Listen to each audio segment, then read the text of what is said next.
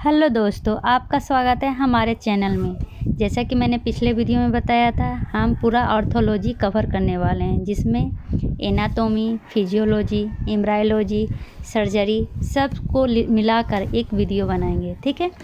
तो पिछले वीडियो में हमने बताया था कि कैसे मस्कुलोस्केलेटन होता है, मतलब स्केलेटल सिस्टम, जो हमारा हड्डियों का ढांचा है वो कितने होते हैं, कितने नंबर ऑफ बोन्स पाए जाते हैं, कौन पेयर होता है, कौन सिंगल होता है, इसके बारे में डिस्कशन किए थे। आज सिर्फ बोन के बारे में डिस्कशन करते हैं कि हड्डी क्या होता है। ठीक है। तो अगर आप हड्डी को देखें तो ये एक डंबल, जैसे जो एक्सरसाइज के समय जो डंबल हम यूज करते हैं ना, वैसा हमारा हड्डी होता है, मतलब बोन होता है। ठीक है। तो डंबल में सबसे पहले क्या होता है, ऊपर में ऐसे डंबल लगाया रहता है, पीछे में रद रहता है और फिर नीचे में भी डंबल लगाया हुआ रहता है। ठीक है। तो ये जो ऊपर वाला स्ट्रक्चर है, इसको बोन, हमारा बोन किस तरह का रहता है, तो इस तरह का बोन का स्ट्रक्चर रहता है। तो डंबल का जो सबसे ऊपर वाला स्ट्रक्चर है वो हमारे बोन के इस स्ट्रक्चर से मिलेगा, और इसको कहते हैं इपिफाइसिस। क्या इपी मतलब क्या होता है, ऊपर। ठीक है। इसलिए ये ऊपर वाले स्ट्रक्चर को क्या का नाम दिया गया, इपिफाइसिस। डंबल में जो ये सेगमेंट की तरह है, इसको कंपैरिजन किया गया है इस वाले पार्ट से, तो इसको कहते हैं मेटाफाइसिस। ठीक है। देखिए पिक्चर में, देखिए अच्छा से समझ में आ रहा होगा। ऊपर वाला क्या है, इपिफाइसिस है। ठीक है। इपी मतलब क्या होता है, सबसे ऊपर। ठीक है।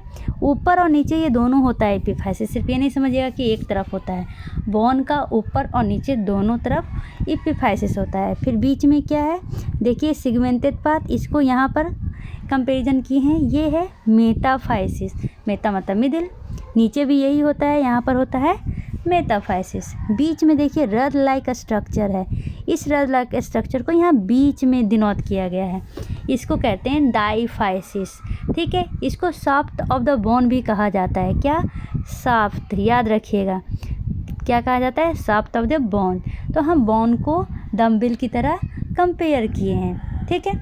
तो बोन का आपको 3 पार्ट समझ में आ गया। जो सबसे ऊपर वाला पार्ट होता है उसको इपिफाइसिस, बीच वाला जो होता है उसको डाइफाइसिस, और जो इपिफाइसिस डाइफाइसिस के बीच में होता है उसको कहते हैं मेटाफाइसिस। और ये ऊपर और नीचे दोनों बराबर होता है, मतलब जो पार्ट प्रेजेंट होता है ऊपर वही पार्ट प्रेजेंट होता है नीचे। ठीक है। तो अगर हम देखें कि जो हमारा लॉन्ग बोन है उसका जो मेन पार्ट है वो कौन कौन सा है, इपिफाइसिस, मेटाफाइसिस और डाइफाइसिस। ठीक है। 20 साल से 25 साल, मतलब कि 20 से 25 साल होते होते तक हमारा इपिफाइसिस और मेटाफाइसिस के बीच में एक लाइनिंग आता है। देखिए ये लाइनिंग, इसी को कहते हैं इपिफाइसियल लाइन। क्या कहते हैं इसको, इपिफाइसियल लाइन। ठीक है। जो हमारा शाफ्ट है ना, ये जिसको हम डाइफाइसिस कहें, ये अंदर से क्या होता है, हॉलो होता है, मतलब कि खाली होता है। और आप जानते हैं कोई भी खाली चीज़ में क्या प्रेजेंट होता है, कैविटी प्रेजेंट होता है, इसलिए इसको क्या कहते हैं, मेडुलरी कैविटी। अब इसको मेडुलरी क्यों नाम रखा गया है, अब बहुत से स्ट्रक्चर देखिएगा, जैसे कि किडनी। ठीक है। किडनी में बीच में क्या होता है, मेडुलरी होता है, बाहर में कॉर्टेक्स होता है। एड्रीनल ग्लैंड, एड्रीनल ग्लैंड के बीच में क्या होता है, मेडुलरी होता है, बाहर में कॉर्टेक्स होता है। तो क्यों बीच में मेडुलरी रखा, बाहर में कॉर्टेक्स रखा, मेडुलरी मिडिल पार्ट को हम मेडुलरी कहते हैं, और जो पेरिफेरल, जो बाहर वाला पार्ट होता है उसको कॉर्टेक्स कहते हैं। कहीं पर भी मिडिल पार्ट देखिए, आँख मूंद के कह दीजिए ये क्या है, मेडुलरी पार्ट है, और बाहर वाला पार्ट कॉर्टेक्स पार्ट है। ओवरी में भी सेम होता है। ठीक है। तो ये समझ में आ गया कि इस बीच वाले पार्ट को हम मेडुलरी कैविटी क्यों कहे हैं, क्योंकि ये मिडिल में है, कैविटी प्रेजेंट है। ठीक है। अब देखिए यही कह रहा है, यहाँ पे नोट की तरह हम इसे बना दिए हैं कि कुछ भी मिडिल में प्रेजेंट होता है उसको मेडुलरी कहते हैं, और कुछ भी पेरिफेरल रीजन में प्रेजेंट होता है उसको हम कॉर्टेक्स कहते हैं। ठीक है। यहाँ तक समझ में आ गया। चलिए अब सबसे पहले हम डाइफाइसिस पे करते हैं। डाइफाइसिस कौन था, जो बीच वाला शाफ्ट था उसके बारे में हम फोकस करते हैं। ये क्या है, एक मिडिल पोर्शन है जिसको हम मेडुलरी कैविटी कहते हैं। ये मेडुलरी कैविटी मेनली लाइन होता है एक लेयर से, जिसको हम ऑस्टियम कहते हैं। मान लीजिए इसका कोई एक पार्टिकुलर पार्ट हम यहाँ पे बाहर निकाले हैं। ठीक है। तो कहाँ पे इसका पार्ट, देखिए ये क्या है, इसका पार्ट है। ठीक है।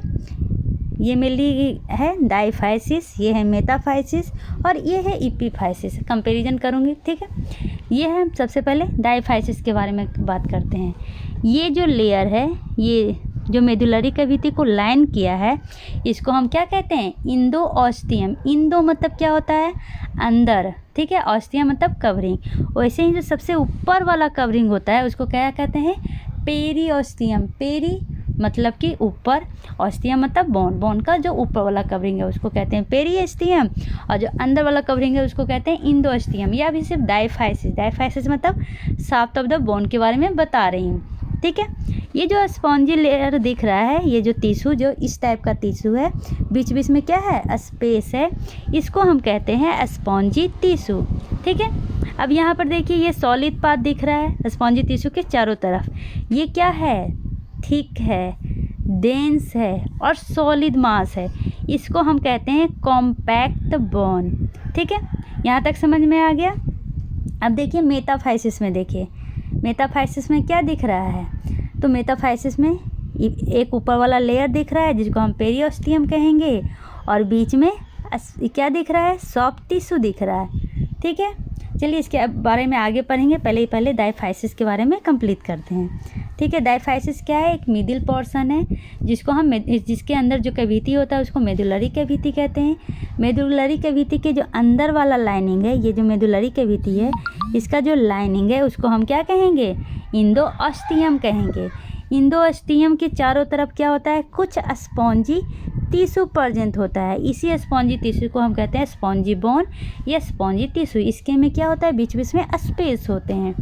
स्पॉन्जी टिश्यू के कॉर्टिकल पार्ट में, कॉर्टिकल पार्ट कौन सा हुआ? ये बाहर वाला पार्ट। इसमें क्या होता है? सॉलिड टिश्यू होता है जो मेनली थिक होता है, ठीक है।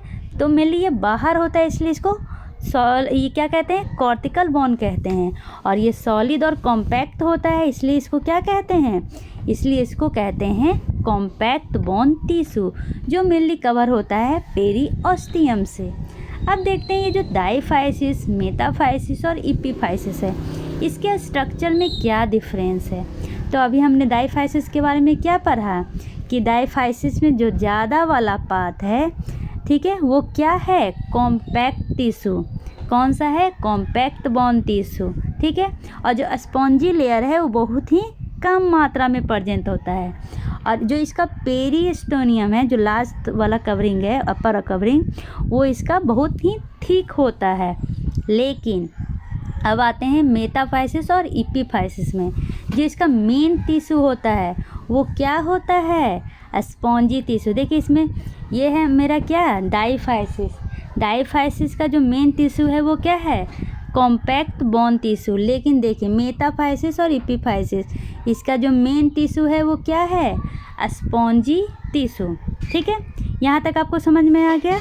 अब आते हैं क्या में? तो पेरीस्टेनियम में।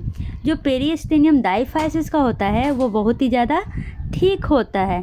लेकिन जो मेटाफाइसिस या क्या है? एपिफाइसिस है, तो मेटाफाइसिस का तो थिन होता है, बहुत ही थिन।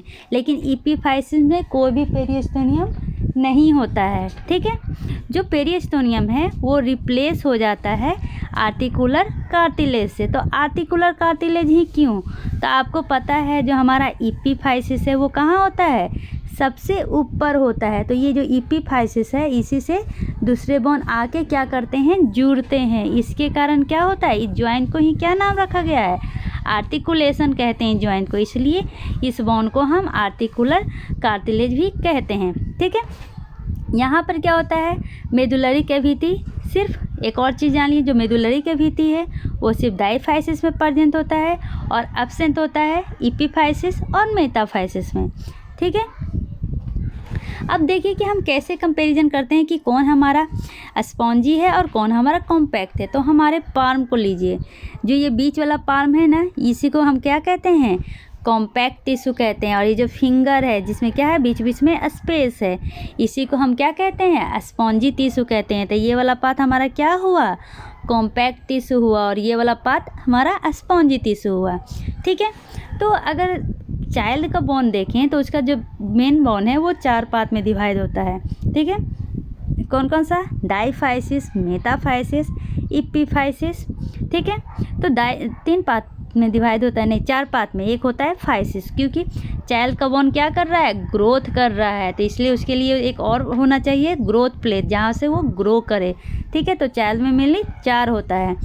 एपिफाइसिस तो आपको पता है सबसे ऊपर वाला, मेटाफाइसिस भी पता है, डाईफाइसिस और एपिफाइसिस के बीच में। अब ये जो डाईफाइसिस के थोड़ा ऊपर ही क्या होता है हमारा फाइसिस होता है, जो मेनली क्या कहलाता है, ग्रोथ प्लेट कहलाता है। ठीक है, लेकिन एडल्ट में सिर्फ मेटाफाइसिस और डाईफाइसिस होता है। ठीक है, कोई भी फाइसिस प्रेजेंट नहीं होता है। यहाँ तक आप समझ गए। चलिए, अब ये जो डाईफाइसिस है वो क्या था हमारा, शाफ्ट था। जो एपिफाइसिस क्या था, वो लॉन्ग बोन का इंडिंग था। मेटाफाइसिस क्या था, ये इसमें मेनली ग्रोथ प्लेट प्रेजेंट होता है और ये डिवाइड करता है किसको, डाईफाइसिस को और एपिफाइसिस को। मेडुलरी कैविटी क्या था, डाईफाइसिस में एक बीच में क्या होता है, हॉलो स्ट्रक्चर होता है, जिसे को हम क्या कहते हैं, मेडुलरी कैविटी। इंडोस्टीनियम क्या होता है, मेडुलरी कैविटी को जो लाइनिंग करता है उसको इंडोस्टीनियम कहते हैं, और जो बाहर का लाइनिंग होता है उसको पेरिस्टीनियम कहते हैं। ठीक है, इसी में क्या होता है, फाइब्रस टिश्यू प्रेजेंट होता है, जिसमें कनेक्टिव टिश्यू हो सकते हैं, और ऑस्टियोजेनिक लेयर प्रेजेंट होता है। 2 लेयर इसमें मेनली प्रेजेंट होता है, फाइब्रस लेयर, ऑस्टियोजेनिक लेयर। जो फाइब्रस लेयर होता है वो dense irregular connective tissue present होता है, और जो ऑस्टियोजेनिक लेयर होता है उसमें bone, cell, blood vessels present होता है, जो मेनली न्यूट्रिशन देता है जब क्या होता है, जब हमारा बोन डैमेज होता है।